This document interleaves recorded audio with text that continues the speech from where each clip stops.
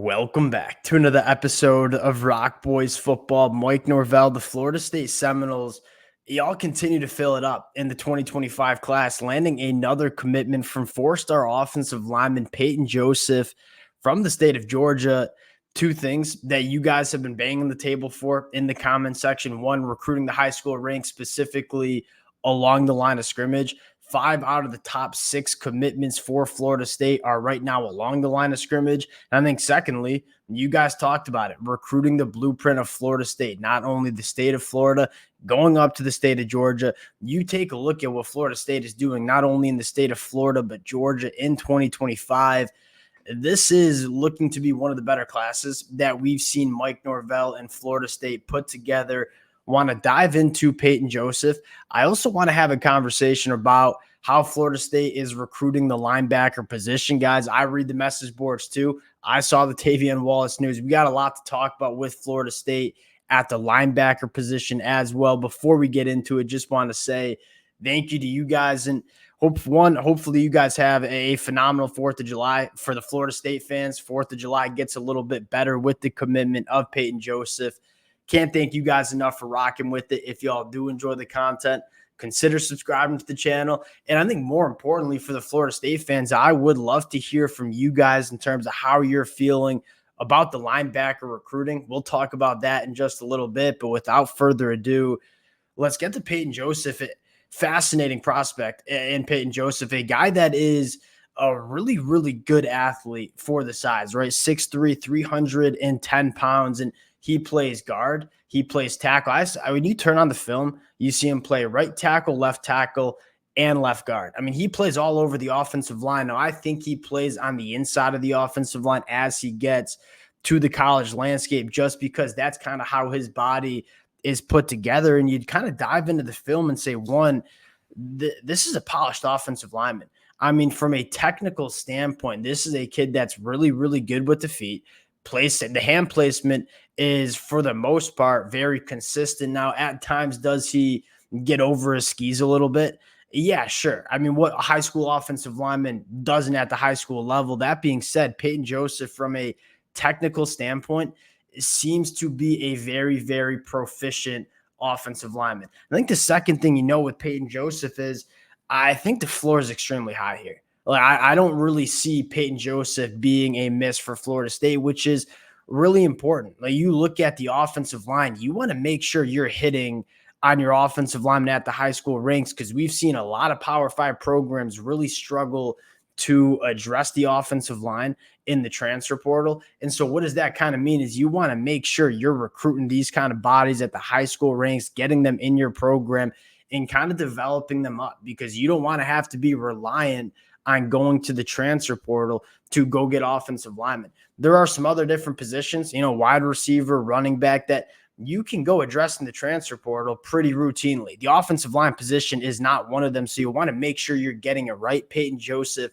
I think, is a guy that, at least when I dive into the film, say it's hard to see him not being a multi-year starter for Florida State somewhere down the line. Now, is he going to be a top 50 NFL draft pick? Maybe not, but he's probably going to be an all-ACC guy for Florida State if they're still in the ACC, and probably be a day 3 NFL draft pick. That's kind of how I see Peyton Joseph. And you get into the film, and again, I think the thing that stands out to you the most is, one, the versatility, a guy that truly plays all over the offensive line, but more importantly, just really good feet. I mean, this is a guy that, for 6'3", 310 pounds, is extremely athletic. He gets out of his stance really, really well. At times, you want to see him play with some lower pads, but you're seeing him move. Playing right tackle, he's playing right guard. You'll see him get some reps at left tackle, a guy that gives you that versatility, gets out of his stance at a high level. You can just see he has a really good understanding of how to play this game. I think in pass protection, he's really, really elite. Again, the footwork is big time. I think the grip strength is big time. The hand placement is really good. At times, you'll see him come out a little high, and that causes him to lose some of these reps. But I mean, you take a look at the athlete that Peyton Joseph is. I'm betting on this kid every single day of the week. You take a look at him getting to the second level. I mean, you can tell just in terms of how he moves in space. You kind of want to bet on this kind of athlete. Really good in pass protection. I mean, this is probably just textbook in terms of how you're dealing with the stunt. I think he moves his feet exceptionally well. And again, you're just betting on the athlete in Peyton Joseph. And you see really, really good in pass protection. He just seems really comfortable in pass protection, which is something worth noting because you see a lot of these offensive linemen come out of the high school ranks and say, they just don't have a ton of pass protection on their film because a lot of high school teams are just running the football a lot. You look at Peyton Joseph at this right tackle spot, it just looks so comfortable in pass pro, coming out low, getting to the second level. I think there's a lot to like. Now, at times, do you want to see him play a little bit low more consistently? Yeah, sure you do. But I think Peyton Joseph's a guy that you are certainly betting on in terms of the athlete that this kid is. I think this is kind of one of those examples where kind of just he fires out of his stance low, but comes high and kind of gets off the block, maybe gets a little bit over his skis. But a guy that you're betting on, regardless, you take a look at the 2025 class. Again, the dedication to the line of scrimmage, Solomon Thomas, Javion Hilson, Kevin Wynn, you go down to Myron Charles. I mean, now you add Peyton Joseph. Again, 5 out of your 6 top commitments are along the line of scrimmage, whether the offensive line or defensive line, and you're recruiting the state of Georgia at a high level, right? Kevin Wynn, CJ Wiley, now Peyton Joseph. This is exactly what we've been banging the table for Florida State to do on the recruiting trail. Now, let's get into what's been frustrating for a lot of Florida State fans, and I'll be the first one to say I get it. You look at the line, and this is something we've talked about when we've previewed Florida State. I mean, what's the biggest question mark that we have on this roster heading into 2024? It's the linebacker spot. And I think a lot of it has to do with just not recruiting the position well enough and not developing the position well enough. And you look at Florida State in the 2025 class at the linebacker position, right? Rainey Saleh from the state of Washington. He ends up staying home at Washington. You look at Gavin Nix, he ends up committing to Miami. I don't know if Florida State was ever really in it on him. I think Tavion Wallace was the guy that we all expected to be talking about committing to Florida State. He goes to Arkansas. If I'm Mike Norvell of Florida State, I'm not giving up on this one.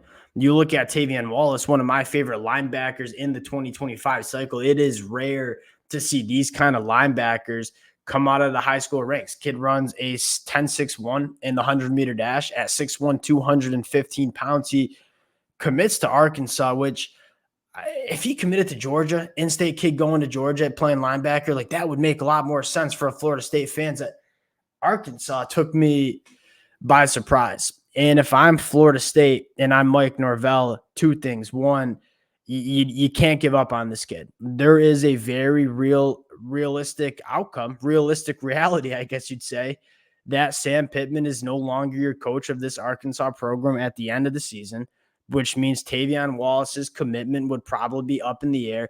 If you are Mike Norvell in Florida State, you are continuing to stay on Tavion Wallace. And I get it's frustrating he commits to Arkansas. There is a lot of time until pen hits paper. This is a premier linebacker that would be a kind of I wouldn't say program changer, but it would be massive for Florida State to add this caliber of linebacker into their room, a guy that can play very early and just linebacker you don't see very many of these kind of linebackers come out of high school. And so committed to Arkansas right now. If you're Florida State, you got to continue to work with Tavion Wallace because I think this commitment could come down to National Signing Day, especially with Arkansas and all the question marks they have about the future of that coaching staff. If this Arkansas team does go 4-8, I mean, they're going to be finding a new head coach, which gives Mike Norvell, Florida State, a massive opportunity to come in and land a guy like Tavion Wallace. So we'll see how that works out. Again, we got question marks about how they've recruited the linebacker position. We'll see how they do it over the next couple months. Appreciate you guys rocking with the boys. Peyton Joseph, good football player. We're fired up about him. We'll talk to y'all later.